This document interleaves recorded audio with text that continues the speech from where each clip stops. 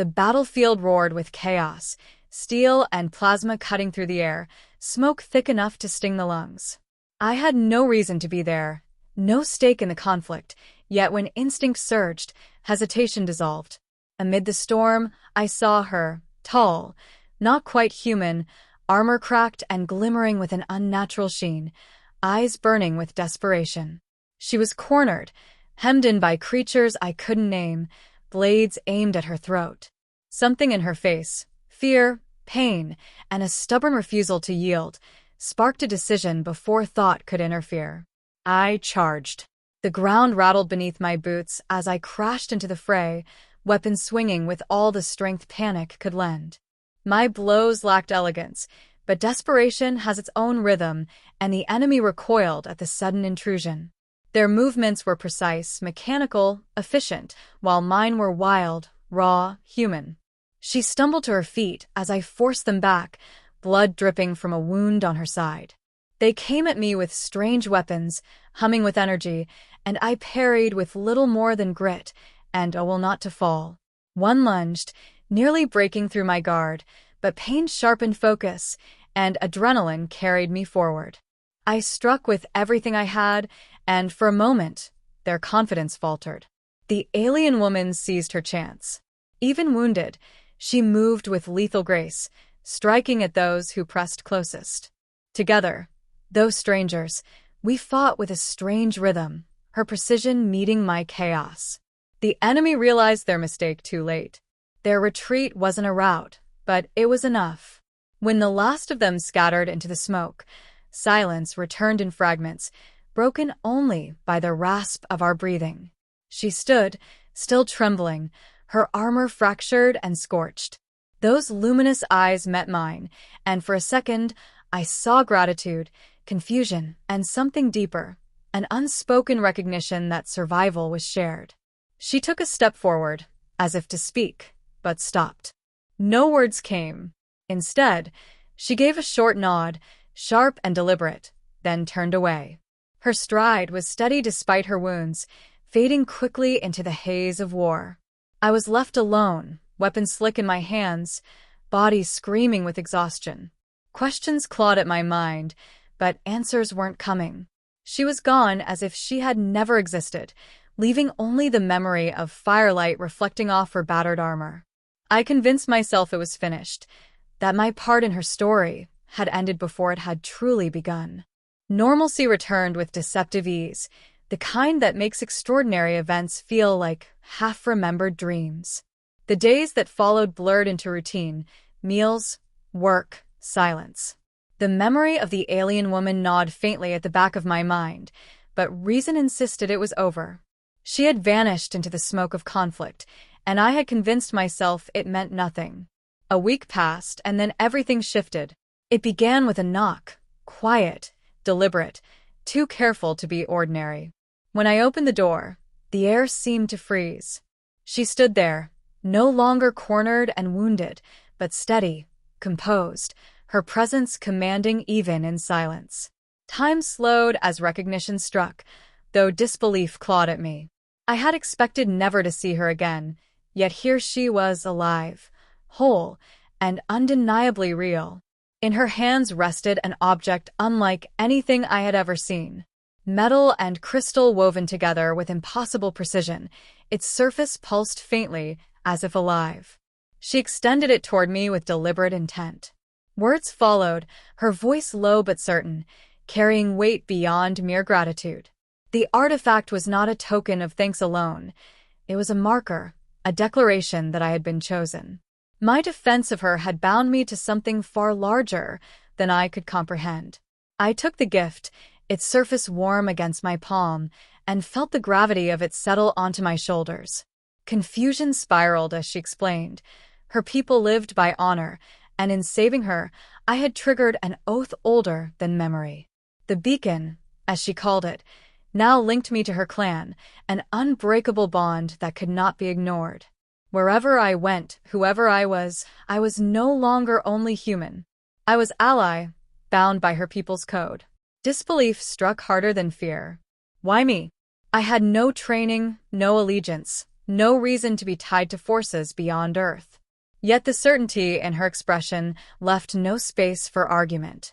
I wanted to laugh it off, to tell her she had chosen poorly, that I was unworthy of such weight. But the artifact in my hand glowed softly, as if rejecting doubt itself. Her eyes softened, but her words carried warning. She spoke of enemies that would come, of rival factions that would see my existence as threat or opportunity. This was not a matter of choice anymore. By saving her, I had stepped onto a path that could not be undone. The quiet of my ordinary life fractured, and for the first time I understood that what I thought was an ending had only been the beginning. She spoke of her people with a gravity that pressed against every word, painting a picture of a fractured society locked in endless war. Her clan had once thrived on honor, loyalty, and unity, but centuries of conflict had splintered them into warring factions. The enemy who had pursued her saw compassion as weakness, ruling through fear and domination. To them, mercy was betrayal. To her, my choice to defend her was not just unexpected, but revolutionary. The artifact pulsed faintly in my grasp as she explained its purpose. It was more than a gift, more than a symbol, it was a beacon. Wherever I went, it declared me as chosen ally of her clan. To some, that meant protection. To others, it marked me as prey. My mind recoiled at the implications, but there was no denying the truth. Already I had noticed things: strange shadows watching from rooftops, static in electronics, the sudden silence of birds at night. Earth, my home, was no longer untouched. Their war had found me, and by extension, it had found humanity. Doubt gripped me harder than fear. I was no soldier, no strategist, no leader. I was ordinary, fragile compared to the vast forces she described. Yet she looked at me as though I carried something greater than weapons or power. She spoke of unpredictability, of resilience, of a stubborn will to fight even when defeat was certain. To her people, humanity was an unknown factor, dangerous not for technology but for spirit. She admitted they had studied us from afar, but what she witnessed in me, a human defending without obligation, without calculation, was something their kind had forgotten. The realization sank like a stone. This beacon tied me not only to her fate, but to the galaxy's attention. Rival factions would come, some to persuade, some to destroy, all to test whether humanity was ally or obstacle. Her warnings rang clear. The choice was mine, but the moment of decision would come whether I was ready or not. Silence stretched between us. My first instinct was denial, to cast the artifact aside and retreat into the comfort of insignificance. But I couldn't ignore the truth in her gaze, nor the pulse of the beacon in my palm, steady and alive like a heartbeat. Ordinary or not, I had crossed a threshold, and the universe would no longer permit me to stand still. The warning became reality sooner than expected. Night fell heavy, and with it came the unmistakable hum of engines in the sky, low and predatory. The artifact burned faintly in my hand, as if responding to their presence. She urged me to leave, to flee while she stood against them alone, but the idea of abandoning her clawed at me. I had already chosen once before, and choice demanded consistency. Fear whispered retreat, but something stronger demanded defiance. The ground shook as enemy forces descended, armored figures stepping from their craft with weapons gleaming under the pale light. Their confidence was absolute, born from technology and centuries of conquest. I had nothing but improvised resolve. Yet in that disparity lay the only advantage I could claim: human stubbornness, the refusal to surrender even when logic declared the fight lost. I turned the land itself into resistance. Obstacles set in their path, diversions to draw their attention, every trick born from desperation rather than training. The clash was brutal. Energy bolts scorched the air, but every strike they missed deepened their frustration. My movements were reckless, improvised, unpredictable. I was not faster, nor stronger, but I was relentless. She fought at my side, her skill honed, her strikes precise, yet she paused at moments to watch me, as if rediscovering something long buried. In the chaos, I saw it: The flicker in her eyes that said humanity's defiance rekindled a fire her people had forgotten. The battle stretched on, each moment threatening to collapse under its weight, until the distant roar of engines cut through the storm. Reinforcements streaked across the sky, her clan's ships descending in blinding light.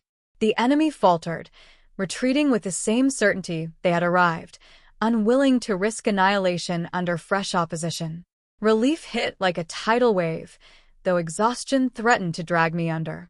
When silence returned, she stood beside me, armor scorched, eyes steady. Her people emerged, their expressions unreadable as they regarded me with new weight. I was not one of them, yet their gazes carried recognition. She spoke softly then, a single truth pressed between us, that this was not the end but the beginning. My defiance had been witnessed, and the galaxy would not forget. The artifact pulsed once more in my palm, not as burden but as promise. Humanity had been noticed, and from that night onward, the universe would measure itself against us.